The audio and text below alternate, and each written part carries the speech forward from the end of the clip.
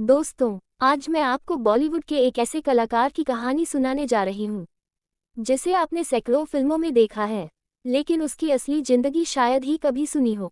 एक ऐसा आदमी जो पर्दे पर सबको हंसाता था, सबको दुआ देता था, लेकिन असल जिंदगी में खुद दर्द से भरा हुआ था। इतना सन्नाटा क्यों है भाई? जैसे ही ये डायलॉग सुनते हैं, आपके दिमाग में एक बूढ़ा सा मासूम सा चेहरा आता है। सफेद दाढ़ी, भोली मुस्कान, शोले के रहीम चाचा। लेकिन दोस्तों, क्या आप जानते हैं, इस किरदार को निभाने वाला कलाकार अपने आखिरी दिनों में दवाई के पैसों के लिए भी तरस गया था। जी हाँ, 200 से ज्यादा फिल्मों में काम करने वाला ये अभिनेता अपनी जिंदगी के आखिरी वक्त में अकेला पड़ गया था। आज की इस वीडियो में हम जानेंगे ए.के. हंगल की पूरी जिंदगी, बचपन से लेकर मौत तक, संघर्ष से लेकर स्टारडम तक और स्टारडम से लेकर गरीबी तक। ये सिर्फ एक एक्टर की कहानी नहीं है, ये बॉलीवुड की कड़वी सच्चाई है। ए.के. हंगल का असली नाम था अवतार किशन हंगल। उनका जन्म हुआ था साल 1914 में, सियालकोट में हुआ था, जो आज पाकिस्तान में है। वो एक साधारण परिवार से थे, ना कोई फिल्मी बैकग्राउंड, ना कोई पहचान। घर की हालत ठीक ठाक थी, लेकिन सपने बहुत बड़े नहीं थे। उन्हें बचपन से ही मेहनत करना सिखाया गया था। जब दूसरे बच्चे खेलते थे, तब छोटे अवतार अपने पिता के साथ काम सीखते थे। कहते हैं ना, गरीबी इंसान को जल्दी बड़ा बना देती है। वैसा ही कुछ उनके साथ भी हुआ। दोस्तों, आपको जानकर हैरानी होगी, जिस इंसान को आप बड़े पर्दे का कलाकार मानते हो, वो असल जिंदगी में एक दर्जी था। जी हाँ, हंगल साहब कपड़े सिलते थे, लोगों के नाप लेते थे, दिन भर मशीन चलाते थे। सोचिए, जिस हाथ से बाद में एक्टिंग हुई, वही हाथ पहले सुई धागा चलाता था। लेकिन किस्मत को कुछ और मंजूर था। अब कहानी में आता है असली मोड़। हंगल साहब सिर्फ एक दर्जी नहीं थे, वो देशभक्त भी थे। जब भारत की आज़ादी की लड़ाई चल रही थी, तो वो चुप नहीं बैठे। उन्होंने अंग्रेजों के खिलाफ आवाज उठाई, रैलियों में हिस्सा लिया, प्रदर्शन किए और दोस्तों, इसी वजह से उन्हें जेल भी जाना पड़ा। जी हाँ, करीब 3 साल जेल में रहे। सोचिए, जिस इंसान ने देश के लिए जेल काटी, उसी इंसान को बाद में अपनी जिंदगी में इतना संघर्ष झेलना पड़ा। किस्मत भी ना अजीब खेल खेलती है। फिर आया साल 1947, देश आज़ाद हुआ, लेकिन साथ ही हुआ भारत पाकिस्तान का बंटवारा, और इस बंटवारे ने लाखों लोगों की जिंदगी बर्बाद कर दी। हंगल साहब का घर, उनकी जमीन, उनका काम, सब कुछ पीछे छूट गया। उन्हें सब छोड़कर भारत आना पड़ा। सोचिए दोस्तों, एक इंसान जिसने मेहनत से सब बनाया, एक दिन में सब खो देता है। सिर्फ एक छोटा सा बैग और कुछ कपड़े, बस इतना लेकर वो मुंबई आ गए। ना घर, ना पैसा, ना पहचान, सिर्फ उम्मीद। मुंबई आए तो सोचा था जिंदगी बदल जाएगी, लेकिन असली संघर्ष तो अब शुरू हुआ था।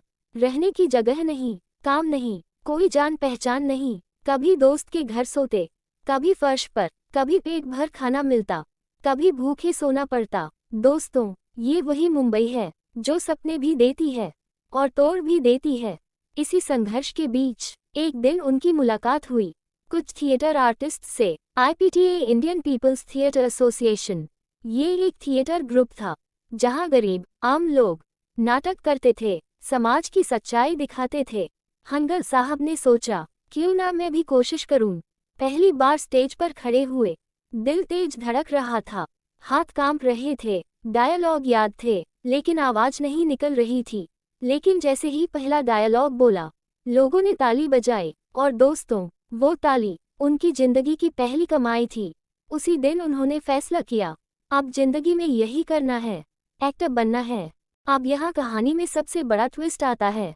ध्यान से सुनना, जब लोग 20 से 25 साल की उम्र में एक्टिंग शुरू करते हैं, तब हंगल साहब लगभग 50 साल के हो चुके थे। जी हाँ, 50 साल। जहाँ लोग रिटायरमेंट सोचते हैं, वहाँ उन्होंने करियर शुरू किया। लोग हंसते थे, कहते थे, अब क्या हीरो बनोगे, इस उम्र में कौन मौका देगा। लेकिन दोस्तों, अगर इंसान ठान ले, तो उम्र सिर्फ एक नंबर होती है। कई साल थिएटर करने के बाद आखिरकार उन्हें फिल्मों में छोटा सा रोल मिला। फिल्म थी तीसरी कसम। रोल छोटा था, 2 से 3 सीन ही थे, लेकिन उनके लिए वो किसी सपने से कम नहीं था। जब पहली बार कैमरे के सामने खड़े हुए, तो आंखों में आंसू आ गए। शायद वो सोच रहे थे, एक दर्जी का बेटा आज फिल्म में काम कर रहा है। फिर क्या था, छोटे रोल मिलने लगे, कभी चाचा, कभी दादा, कभी पड़ोसी, लेकिन हर रोल में सच्चाई, इतनी सच्ची एक्टिंग कि डायरेक्टर बोलते ये आदमी एक्टिंग नहीं करता, जीता है किरदार को। और फिर आई शोले, साल 1975, बॉलीवुड की सबसे बड़ी फिल्म बन रही थी, नाम शोले, और उन्हें मिला रहीम चाचा का रोल, छोटा सा किरदार लेकिन दिल छू लेने वाला। और फिर वो सीन जब वो कहते हैं इतना सन्नाटा क्यों है भाई, इतना सन्नाटा क्यों है भाई। दोस्तों सिर्फ एक लाइन लेकिन पूरी फिल्म में अमर हो गई। आज भी लोग वो डायलॉग दोहराते हैं, लेकिन बहुत कम लोग जानते हैं उस डायलॉग के पीछे 50 साल का संघर्ष छुपा था। कभी सोचा है जिस आदमी को आप स्क्रीन पर देखकर मुस्कुराते थे, वो अपनी जिंदगी में कितना रोया होगा। दोस्तों शोले रिलीज हुई और जैसे ही फिल्म हिट हुई, पूरा देश एक नाम जानने लगा, रहीम चाचा। लोग थिएटर से बाहर निकलकर बोलते थे, अरे वही बूढ़े चाचा, कितने प्यारे थे। बच्चे उन्हें देखकर मुस्कुराते थे, बुजुर्ग उन्हें अपना सा मानते थे। और यहीं से ए.के. हंगल सिर्फ एक एक्टर नहीं रहे, वो बन गए हर घर का हिस्सा। शोले के बाद उनके पास काम की कमी नहीं रही। डायरेक्टर खुद फोन करते थे, हंगल साहब हमारे फिल्म में एक रोल है, आपके बिना फिल्म अधूरी लगेगी। और फिर शुरू हुआ फिल्मों का सिलसिला, 1 2 10 50। देखते ही देखते उन्होंने 200 से ज्यादा फिल्मों में काम कर लिया। जी हाँ दोस्तों, 200 से ज्यादा। सोचिए आज के बड़े बड़े स्टार भी इतनी फिल्में नहीं कर पाते। हंगल साहब की कुछ यादगार फिल्में, नमक हराम, शोले, अवतार, गुड्डी, बावर्ची, शर्मिली, चिचोर, लगान में भी छोटा सा रोल। हर फिल्म में वो ही सादा सा चेहरा, भोली सी मुस्कान, गरीब बाप, ईमानदार दादा, यानी कि दिल बुजुर्ग। ऐसा लगता था जैसे वो एक्टिंग नहीं कर रहे, बल्कि अपनी असली जिंदगी जी रहे हैं। क्योंकि दोस्तों उन्होंने गरीबी देखी थी, दर्द देखा था, इसलिए उनके चेहरे पर सच्चाई दिखती थी। जहाँ भी जाते लोग घेर लेते, अरे रहीम चाचा आ गए। कोई हाथ मिलाता, कोई फोटो खींचवाता, कोई पैर छूता। लेकिन दोस्तों यही बॉलीवुड की सबसे बड़ी सच्चाई छुपी है। ताली बहुत मिलती है लेकिन सहारा बहुत कम।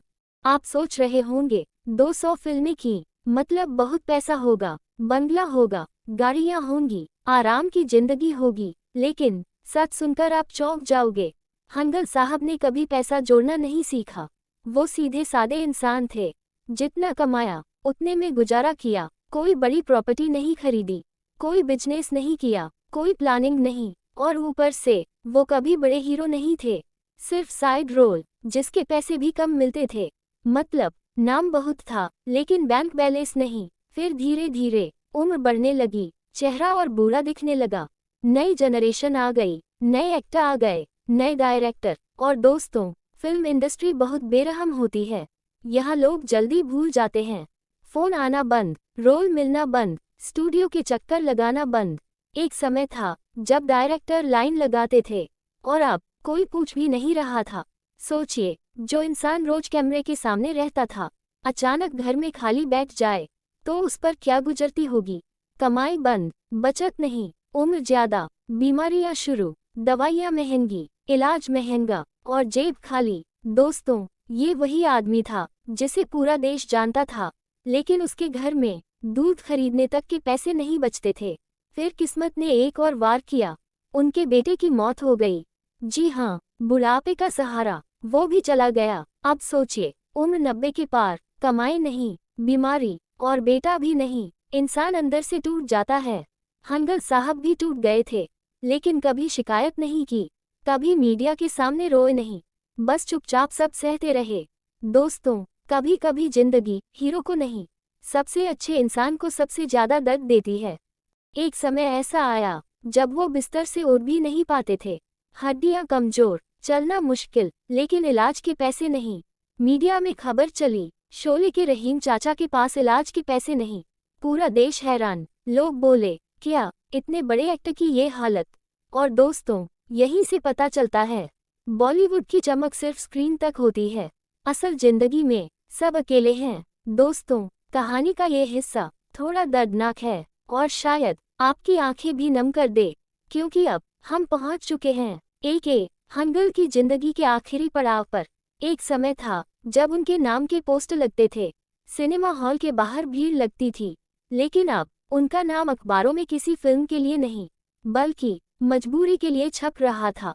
न्यूज़ आए, शोले के रहीम चाचा के पास इलाज के पैसे नहीं, बुजुर्ग अभिनेता आर्थिक तंगी से जूझ रहे हैं। दोस्तों, ये खबर सुनकर पूरा देश हैरान था। लोग यकीन ही नहीं कर पा रहे थे, क्योंकि जिस इंसान को हम स्क्रीन पर देखते हैं, हम सोचते हैं उसकी जिंदगी परफेक्ट होगी, लेकिन असली सच्चाई बहुत अलग थी। हंगल साहब का छोटा सा घर, पुराना फर्नीचर, दीवारों पर पुरानी तस्वीरें, एक कोने में दवाइयों की बोतलें, और बीच में एक बूढ़ा आदमी जो कभी पूरे देश को हंसाता था, आज खुद दर्द से कराह रहा था। ना कोई बड़ा बंगला, ना गाड़ियां, ना नौकर, बस सन्नाटा, सच में सन्नाटा, जैसे उनका ही डायलॉग उनकी जिंदगी बन गया हो। और दोस्तों, यहीं पर कहानी में आता है एक इंसानियत भरा मोड़। जब अमिताभ बच्चन को पता चला कि रहीम चाचा की हालत इतनी खराब है, तो वो चुप नहीं बैठे। उन्होंने तुरंत आर्थिक मदद भेजी, इलाज का खर्च उठाया। सोचिए, जिस लड़के को उन्होंने फिल्म में देखा था, आज वही लड़का इतना बड़ा स्टार बनकर उनकी मदद कर रहा था। ये सिर्फ पैसे की मदद नहीं थी, ये सम्मान था, ये प्यार था, ये इंसानियत थी। धीरे धीरे कुछ और एक्टर्स भी आगे आए, कुछ ने पैसे दिए, कुछ मिलने आए। लेकिन दोस्तों, सवाल ये है, अगर मीडिया खबर ना दिखाती तो क्या कोई याद करता? यही बॉलीवुड की सच्चाई है। काम है तो सलाम है, वरना कोई नाम भी नहीं लेता। अब हंगल साहब की उम्र हो चुकी थी, करीब 97 साल। शरीर कमजोर, चलना मुश्किल, सांस लेने में तकलीफ। ज्यादातर समय वो बिस्तर पर ही रहते, छत को देखते रहते, पुरानी यादें सोचते रहते। कभी कभी उनकी फिल्मों के सीन टीवी पर आते और वो हल्की सी मुस्कान दे देते, जैसे कह रहे हों, हाँ, ये मैं था। सोचिए दोस्तों, जिस आदमी ने पूरी जिंदगी कैमरे के सामने बिताई, आज वो सिर्फ यादों के सहारे जी रहा था। फिर आया 26 अगस्त 2012 का दिन। सुबह का वक्त था, शरीर बहुत कमजोर हो चुका था, और धीरे धीरे रहीम चाचा हम सबको छोड़कर हमेशा के लिए चले गए। ना कोई शोर, ना कोई बड़ी खबर, ना कोई बड़ा तमाशा, बस चुपचाप एक सच्चा कलाकार दुनिया से चला गया। और सच कहूं तो उस दिन सिर्फ उनका घर नहीं, पूरा बॉलीवुड थोड़ा खाली हो गया था। जब उनकी अंतिम यात्रा निकली, कुछ करीबी लोग, कुछ पुराने दोस्त, कुछ फिल्मी चेहरे, बस इतने ही लोग थे। कोई बड़ी भीड़ नहीं, कोई मीडिया शोर नहीं, लेकिन जिन्होंने दिल से उन्हें जाना था, उनकी आंखें नम थीं, क्योंकि वो सिर्फ एक्टर नहीं थे, वो इंसान बहुत बड़े थे। दोस्तों, हंगल की जिंदगी हमें सिखाती है कि शोहरत हमेशा नहीं रहती, पैसा हमेशा नहीं रहता, लेकिन अच्छा इंसान होना सबसे बड़ी बात है। उन्होंने कभी घमंड नहीं किया, कभी शिकायत नहीं की, बस चुपचाप काम किया और चुपचाप चले गए। आज भी जब हम शोले देखते हैं और वो डायलॉग सुनते हैं, इतना सन्नाटा क्यों है भाई, तो दिल से आवाज आती है, रहीम चाचा, आप आज भी हमारे दिल में जिंदा हो। दोस्तों, अगर आपको ये कहानी छू गई हो, तो इस वीडियो को लाइक जरूर करना, और ऐसे भूले हुए कलाकारों की कहानियां सुनने के लिए चैनल को सब्सक्राइब करना मत भूलना, क्योंकि असली हीरो वही होते हैं जो दिल में रहते हैं, स्क्रीन पर नहीं।